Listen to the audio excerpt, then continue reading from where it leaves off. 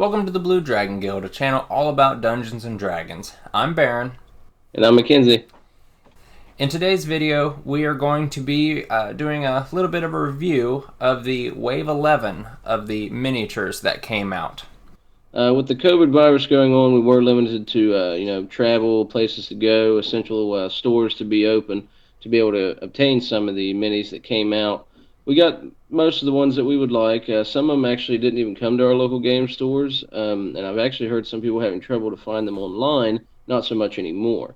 So the ones we got, we were glad and happy to get those, and happy to support our local game shop at the same time.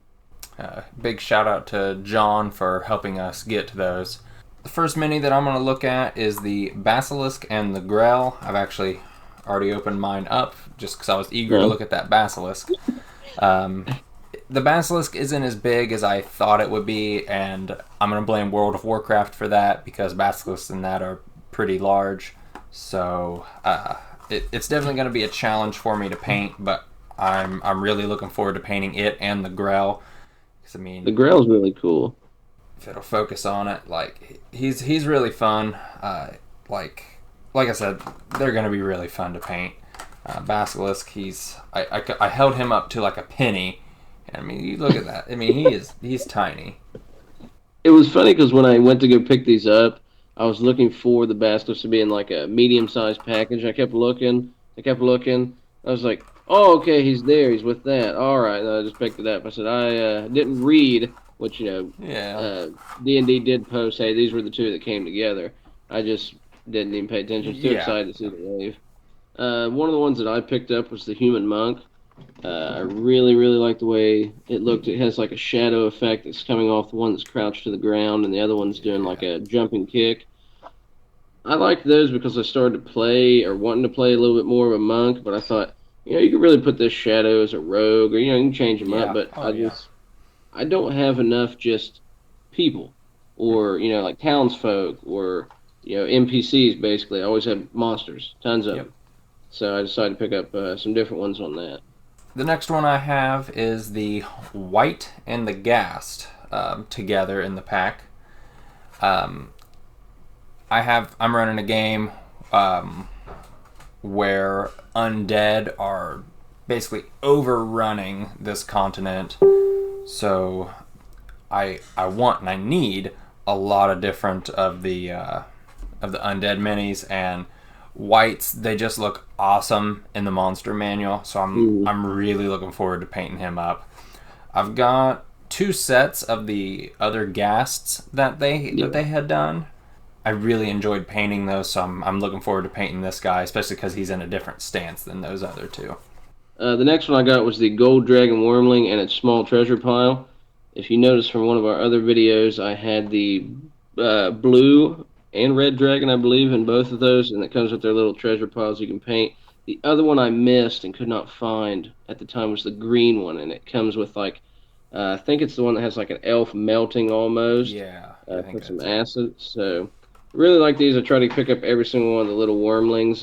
Most of the time I don't get the bigger dragon ones, but they are really cool. I think this set also had the golden one in it. But I love picking up the little ones just for the little treasure piles. I've got a couple of the larger dragons, the blue and the black specifically, to paint up. They're definitely something I'm looking forward to, but I'm nervous just because they are so big. I'm like, I don't want to mess this up. But the only dragon one I've painted was that clockwork one, from the Pathfinder. That turned out awesome. Those ones are good. It's weird because we always paint, or at least I do, such small ones that when you're painting the big one, you're just kind of like, oh, all right, and you're just kind of going over it real fast. The next mini I've got is the Elf Magus. I play a lot of elves. I like elves, so pretty much, any kind of elf magic user I'm going to go for. I really like both the sculpts on these. Didn't one of them have a sword? They both actually have swords and some magic spell effect in the other hand. I'm looking forward to painting those whenever I get around to it. My my unpainted pile is nowhere close to the size Mackenzie's is, but it's still pretty large. I was grateful enough to get several of them for Christmas this year, so I'm just working up towards it. The last one that I was able to obtain was the Beholder Zombie. I obtained probably 3 of the regular Beholders when they all came out at different prices and different locations. I also had another chance to get a 4th one, but I said, oh, I'll just cut it off at 3. Yeah. So once the zombie one came out, I was like, well, that'd be perfect. If one ever died, paint this one kind of similar to the one I like the most, and just, have another one to be ready. And what's funny is us, actually have the old zombie one when it originally just came out in a package. Yep. And I kept going, man, that'd be really cool if they ever became one. That'd be awesome. I don't know how long it took. I'm sure the date's on the bottom, but I felt like it took a couple years, and this one came out. And as soon as I saw it, I was like, yeah, I'm going to pick that up. Because it's been one of the most detailed ones we have that I was like, I really like that. Yeah, that one's great. The last one I have, continuing on with the undead theme, is the Lich and the Mummy Lord. I've got 2 other Liches that they came out with. I really like them, but this one is just awesome. I like. I love the one that's sucking the power from the guy on the ground. Yeah, like it's amazing. And the Mummy Lord also is really cool. He's got like a cool like sand effect that he's spraying out. Anytime you're using undead in a game, be it high level, low level, liches are always a really fun bad guy. I mean, obviously you're not going to throw a lich at a super low level party. I mean, but it might be like oh, I'm the bad guy, you got to take me down. Just not today. Right. Wait a minute. Wow. Dial.